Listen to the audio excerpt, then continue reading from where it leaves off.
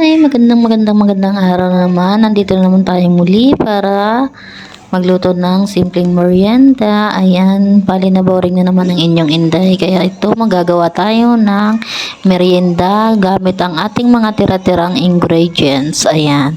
Bali, ayan ang ating glutinous rice na tira. Bali, kalahati lang yan.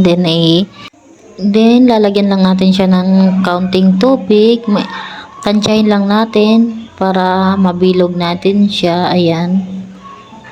Bali kakaunti lang ito dahil tira lang to ng ginawa kong bilo-bilo. Kumbaga para hindi masayang ay ginawan ko ng paraan para magawang merienda. Ayan. Bali kakaunti nga lang yung nagawa ko dahil talagang napakaunti na nito. Hahaluan natin siya ng kamote. Bali ito yung kamuting tira ko din nung nakaraan sa aking nilaga. Kaya nilaga ko na at binalatan para durugin natin at ihalo natin dito sa ating glutinous rice. Bali inihalo ko lang ito doon sa binake ko na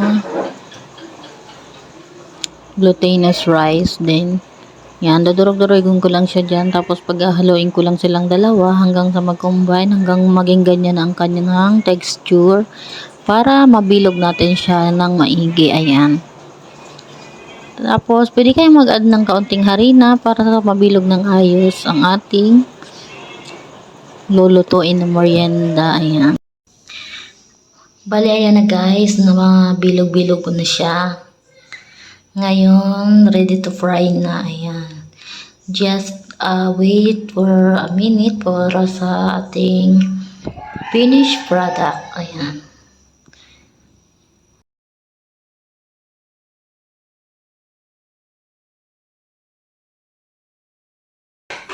And then, dito, nagpapainit ako dito sa medyo malalim nating lulutuan.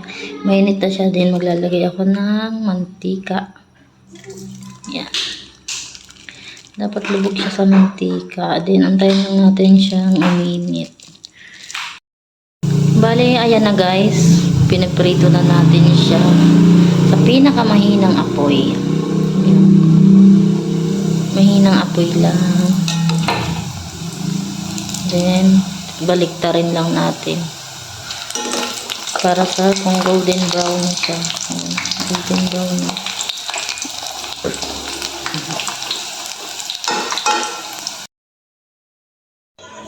Bali, ito na yung after ng ating pakaprito. Ayan na yung kanyang kinalabasan. Napakaganda, nakakatakam na diga.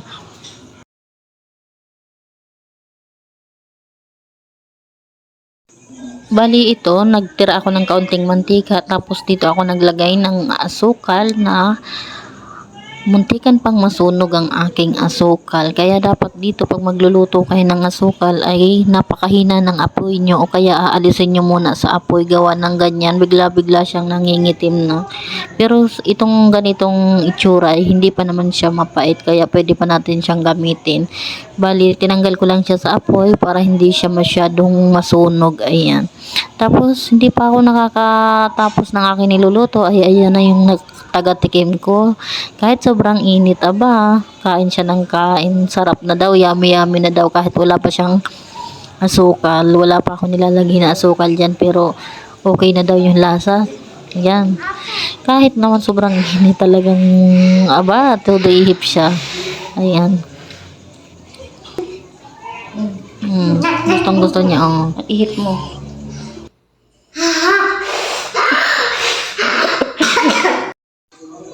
Ayun nga, bali pag ganito na ang texture ng inyong asukal, pwede nyo nang ilagay yung ating piniritong kamote na hinaluan natin siya ng glutinous rice. Ayan.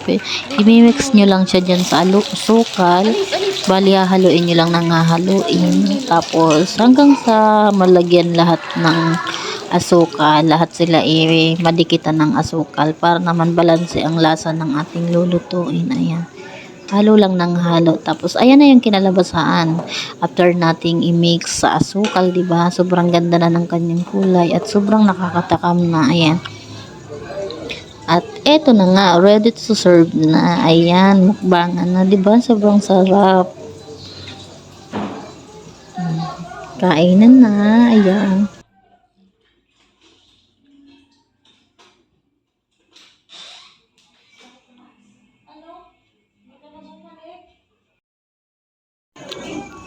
Ayun lang, salamat mga mare. Tiki man na.